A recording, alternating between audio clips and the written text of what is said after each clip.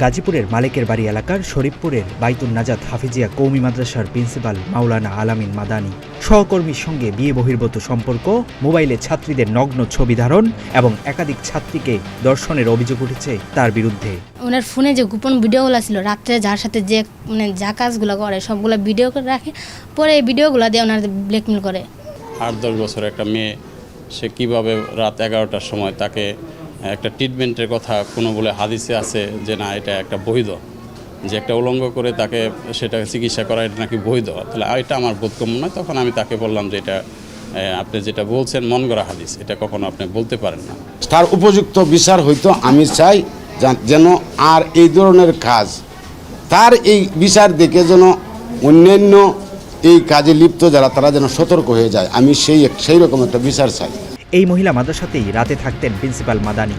শিক্ষার্থীরা জানান, ছাত্রীদের বেডরুমে ডেকে নিয়ে অশ্লীল কাজে বাধ্য করতেন তিনি। পরে পবিত্র কুরআন স্পর্শ করিয়ে ঘটনা প্রকাশ না করতে শপথও করাতেন।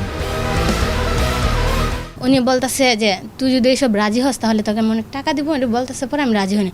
পরে বলতেছে আমরা ঠিক আছে এইসব হওয়া লাগবে না, তুই তাহলে বন্ধু হয়ে থাক। পরে আমি বন্ধু হতে রাজি হইনি। পরে বলতেছে রাজি হবি কেনা বল। পরে অনেক ধমকাইছে। আমি বাধ্য হয়ে কোরআন শরীফ ধরছি। ধরার পরে বলতেছে যে হাত মিলাও। আমি তখন হাত মিলাইছি। উনি কী করলো, হাত বাধ্য হয়ে শুধু আমি ভয়ে ভয়ে হাতটা মিলাইছি এমনিতে। পরে উনি বলতেছে হাতটা দাও। হাতটা দেওয়ার পরে উনি আমার হাতের মধ্যে কিস করলো। তখন আমি কিছুই বলতে পারিনি, ভয়ে একটা বাহানা দিয়ে আমি ভিতরে চলে গেছি। কুরআন ছুঁয়ে শপথ করানোয় অনেক শিক্ষার্থী ঘটনা চেপে যেতেন। তবে সম্প্রতি এক ছাত্রী তার বাবাকে শিক্ষকের অনৈতিক কর্মকাণ্ডের বিষয়ে খুলে বলে। জানাজানি হলে অভিভাবকদের মধ্যে প্রতিবাদের জ্বর ওঠে। একে একে মুখ খুলতে থাকে অন্য ছাত্রীরাও। শিক্ষকের বিচার চেয়ে গাছা থানায় অভিযোগ করেন এক অভিভাবক। তা আমাদের তো আর কোনো উপায় নাই, সে যে ক্ষমতার বলে কথাবার্তা কয় আর তার সাথে লড়া আমাদের পক্ষে তো সম্ভব না। আর মান সম্মানের একটা দিক আছে, মেয়েটার বিয়ে সাথে দিতে হবে। একটা ইসলামিক প্রতিষ্ঠানের একজন পরিচালক বা প্রধান শিক্ষক তার চরিত্রটা যদি এরকম হয়, অবশ্যই তার বিচার দিতে হবে, নাহলে তো আমার বাচ্চা হইতে কালকে আরেকজনের বাচ্চা হবে। পুলিশের পরামর্শে স্থানীয়ভাবে অভিযুক্ত শিক্ষককে নিয়ে বসেন এলাকার নেতৃস্থানীয় ব্যক্তিরা। অভিযোগ প্রমাণিত হওয়ায় 7 দিনের মধ্যে মহিলা মাদ্রাসা বন্ধ করতে বলা হয়। কিন্তু মাদ্রাসা বন্ধ না করে অভিযুক্ত ব্যক্তি উল্টো হুমকি দিচ্ছে বলে জানান স্থানীয়রা।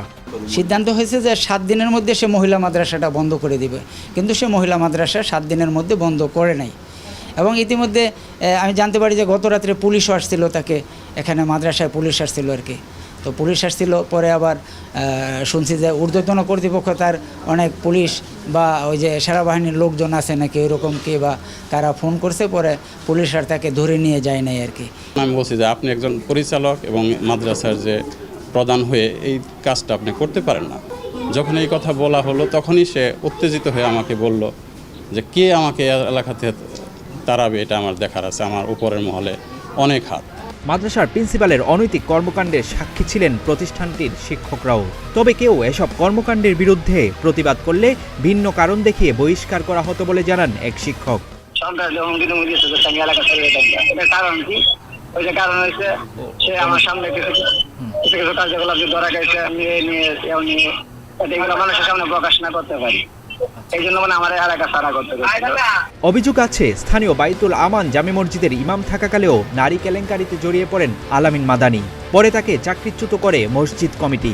মাদ্রাসা দেওয়ার পরে উনি ওই মাদ্রাসায় আমরা ওনাকে শুনতে পাই উনি নারী কেলেঙ্কারির মধ্যে জড়িয়ে গেছে। ওনার ওয়াইফও আমাদের কাছে আসে, বলছে যে ওনার চরিত্র ভালো নয়, উনি নারীর দিকে বেশি মনোযোগী। তাই আমরা মসজিদ কমিটি আমরা মিলা ওনাকে ওনার চাকরি থেকে বরখাস্ত করে দেই। এসব অভিযোগের বিষয়ে কথা বলতে গেলে ক্যামেরার সামনে কথা বলতে চাননি আলামিন মাদানী। গোপনে ধারণ করা ভিডিওতে তিনি নিজেকে নির্দোষ দাবি করেন। এই জন্য বিষয়টা হলো খুব হয়ে যাবে, এটা আরো বড় আকার ধারণ করবে। তাহলে তো এই ঘটনাটা করলে যে আমার শ্বশুরবাড়ি লোকেরা এর সাথে আমার দ্বন্দ্ব আছে। এই দ্বন্দ্ব বিকারণে করে তখন উনি আমার শাশুড়ি বলতেছে যে আমি দেখে নিব, আমি তোমাকে দেখে নিব। তখন এই মেয়েটার দিয়ে হাত পাতে। প্রতিবেদন প্রকাশ না করতে প্রতিবেদককে যাতায়াত খরচ বাবদ সম্মানীয় দিতে চান অভিযুক্ত শিক্ষক।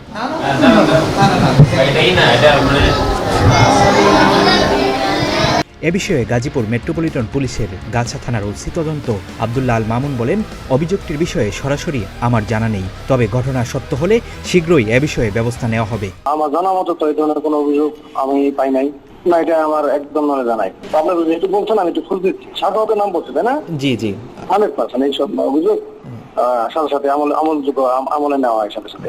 এলাকাবাসীর দাবি, শীঘ্রই অভিযুক্ত শিক্ষককে আইনের আওতায় আনবে প্রশাসন। আবু বকর রায়হান, প্রতিদিনের বাংলাদেশ।